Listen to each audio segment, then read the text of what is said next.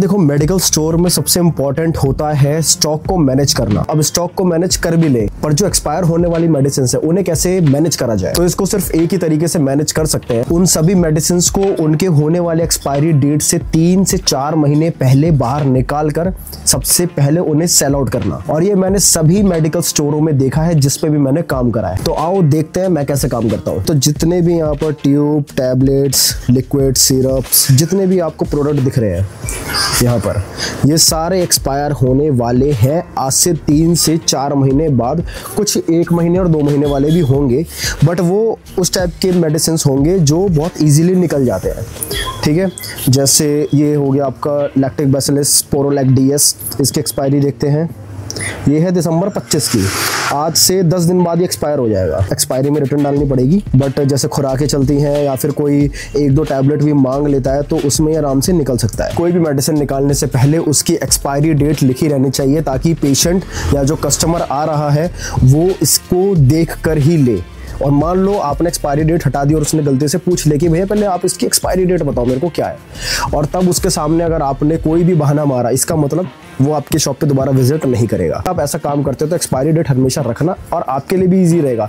मान लो मेरे पास expiry date इसकी नहीं लिखी रहती या मैंने इसे काट कर निकाल दी होती, तो आज से 1 महीने बाद ये तो एक्सपायर हो गई होती और मैं तब भी इसे काट के निकाले जा रहा हूँ या कस्टमर्स को दिए जा रहा हूँ, जो कि गलत हो जाता। मेरे को खुद समझ में नहीं आती भाई एक्सपायरी कब की है। अब जैसे यहाँ पर देखोगे मेरे पास है एल्थ्रोसिन 500 एरिथ्रोमाइसिन।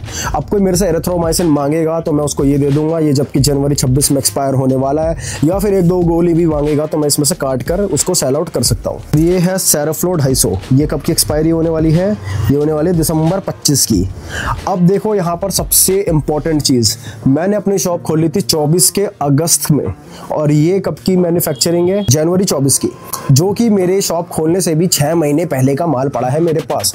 ऐसे ही लॉस होता है। जब भी मेडिसिन लो कोशिश करो जिस मंथ आप ऑर्डर दे रहे हो उससे 1-2 मंथ ऊपर की हो, वरना मत लो, दूसरे स्टॉकिस्ट से माल मंगवा लो, बहुत लॉस होने वाला है आपका। अब यहाँ पर देखो जैसे कुछ मेडिसिन मेरे को रिटर्न करने हैं, जैसे ये मेडिसिन कब की है, मार्च 26 की है, मैंने अभी हाल ही में ऑर्डर करा है और ये मार्च 26 की आ गई मेरे पास, तो ये तो मैं रिटर्न डाल दूंगा। ये मेरे पास क्वांटिटी ज्यादा आ गई थी और इसमें से एक की एक्सपायरी आप देख रहे हो सितंबर 25 की, वो तो ठीक है, पर मेरे को इसमें 5 ग्राम की चाहिए क्योंकि मेरा चलती नहीं है।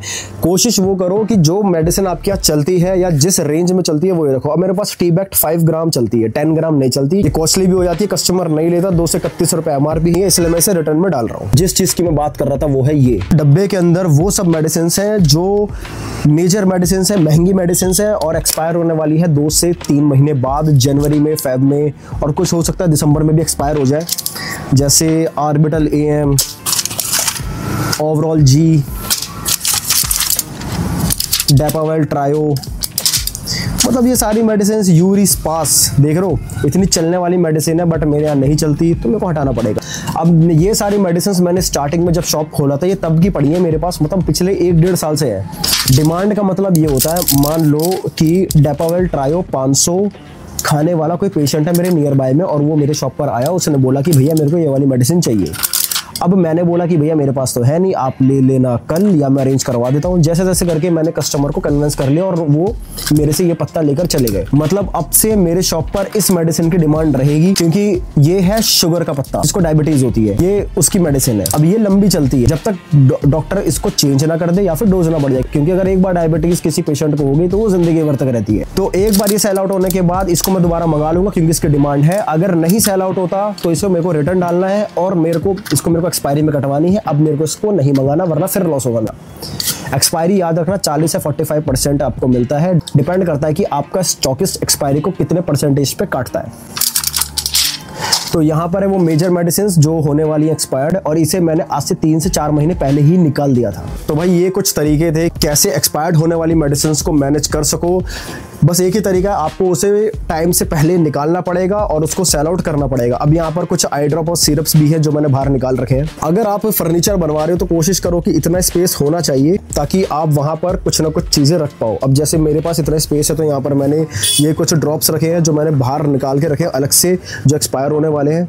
और कुछ ये तो सही है, कुछ सिरप्स है, नेचुरलैक्स है, यूनिएंजाइम है, गुडलैक्स प्लस, फ्लोरा BC, लुलिकोनाजोल, आरबीटोन, ये तो ठीक है। वो आपको अगर मेडिसिन की नॉलेज है, किसी फार्मेसी में काम करते हो, तो सोचो ये सारी चलने वाली मेडिसिन, खैर छोड़ो क्या चलता है नहीं चलता, ये तो एरिया के ऊपर डिपेंड है, मैटर करता है कि आप कैसे चीज़ें सेल आउट करते हो। बट क्या तरीका है आप एक्सपायरी मेडिसिन को बाहर निकालो? इसमें दो तरीके हैं, या तो एक एक करके आप डब्बे छाटो, डब्बों में से दवाइयाँ निकालो, डेली रोटेशन मारो, हर 2 महीने में 1 महीने में, उसके बाद जो भी एक्सपायर्ड प्रोडक्ट है उसे बाहर निकालो। एक्सपायर्ड मतलब एक्सपायर होने वाली प्रोडक्ट, ठीक है।